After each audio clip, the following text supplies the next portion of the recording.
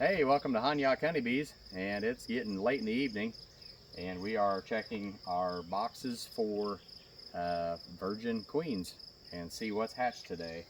So Victor and I both work full-time jobs, and it is a little difficult sometimes. Victor just got home after 8 o'clock. He pours concrete all day, so he's already put in a 14-hour day, and now we are working our honeybees.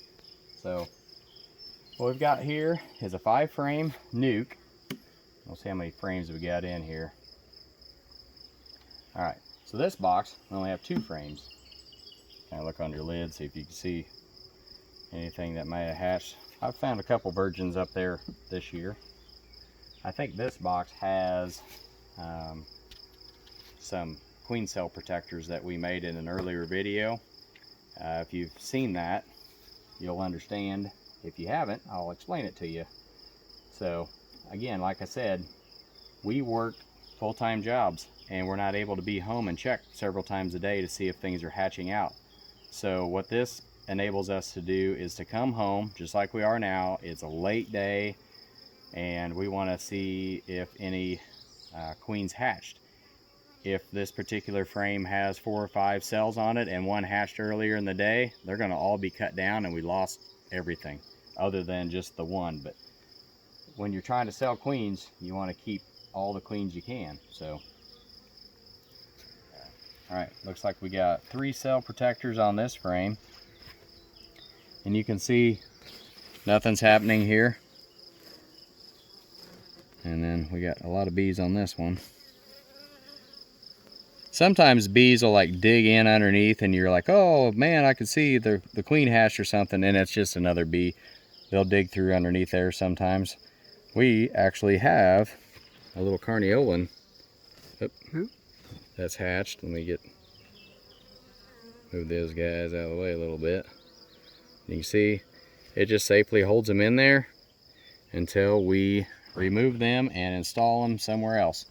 And I've got a box down there we checked a while ago.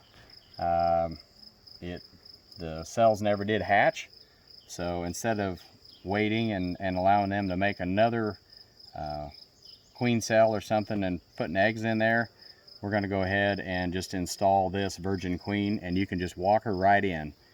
It works every time, and she'll fly out in a couple days and get mated, hopefully come back to that same box, and then after a couple weeks we'll go ahead and be checking on her to see how she's laying. If she's laying very well, then she'll be for sale. So this may be your queen in your box someday. But what I'll do to catch her, let's see if we can let's go to the end of that hive stand there. Maybe we can use some of the sun yet with all these darn shadows.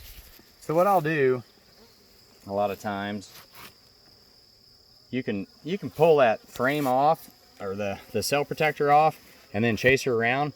And sometimes you can use that cell protector as your catcher. So what I'm going to do, I'll kind of move these guys back, and what I'm going to do is I'm going to pull up on this, but yet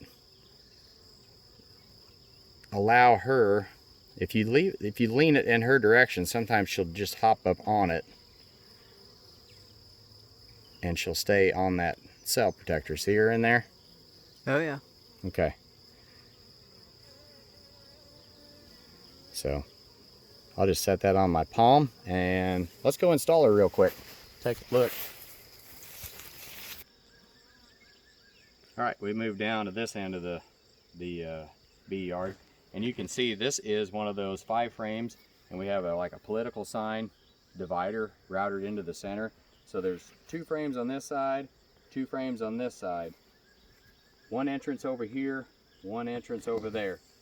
And this particular side already has a virgin queen in there, and we have a stick here saying, hey, stick a virgin in it, stick a frame of eggs in it. We checked it over and it's just ready for a virgin queen. And again, this is that little cell protector, and I've got that virgin walking around in my hand. And what I'm going to do is I'm going to open my thumb down a little bit, make a hole after I open this up, and I'm going to invert my hand and set it down, and she'll crawl right down in between those 2 frames, if you just open your hand and let's say her wings are good and dry, she'll fly right off and you lost everything again. So this is one way we've kind of figured out how to get her installed into the box. It's still not 100% foolproof. The other day I had one crawl down between the frames, and before I slid the lid over, which was pretty quickly, she'd already flew straight. She went down and then flew out. So that was an aggravation. But it's nature, it's okay. All right, so we got to move a brick over, and that helps hold the lid down in place. If you leave it over, of course on the other side, the lid just flips over, and we're trying to keep the other two frames covered so the bees don't come up and over and they don't fight. So this here is the two frames. This frame here has honey on it, and I'll show you real quick. It's just out of a junk box. This one has broken fishing string. It's got a whole bunch of drone drawn out on it. We hatched out all the drone in the junk box, but it has some honey left in it. It's just a little resource thing. It don't take very many bees for a virgin flight. And then again, here's another frame. They really don't have any eggs. They don't have anything. If you left this go much longer, you're going to deal with a laying worker, and nobody likes that. So you can see we've actually had cells on here. That's where the cell protector was around it, and it worked. And now we're going to use these resources one more time. So I'll show you how I install this. Hopefully the sunlight will work. I don't know if you can even get down here and see it crawl out of my hand. She is moving, so she won't be long. But I'll just kind of open my hand. You should see her come on down. And of course she's not going to work. You want to see her crawl right down in between the frames just like that. And she's down in there. And now I'll mark it with half a brick, which signifies it's a virgin, as soon as I can find half a brick. And we will be done with that one. We've had a lot of virgins installed lately. I'm running out of half bricks, so it's a good thing.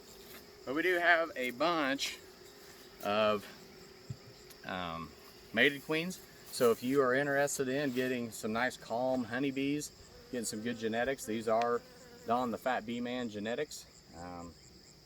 You got a hot hive, requeen it, and it works fantastic. Our bees are very calm. People come over all the time telling us that they show up in their apiary and the bees are already like stinging the windshield, and they're having to put on their veils inside their vehicle and stuff, and they can't believe how calm they are. They stand out here in shorts and stuff, and we'll offer a veil. Some people take it, some people don't. We wear them because we're working so many boxes. All we got to do is drop a frame or something goofy happens and you get stung in the eye or whatever, and then I can't see. So this is why we wear this. We wear no gloves. We're always barehanded, so I can touch the bees, I can have the feel.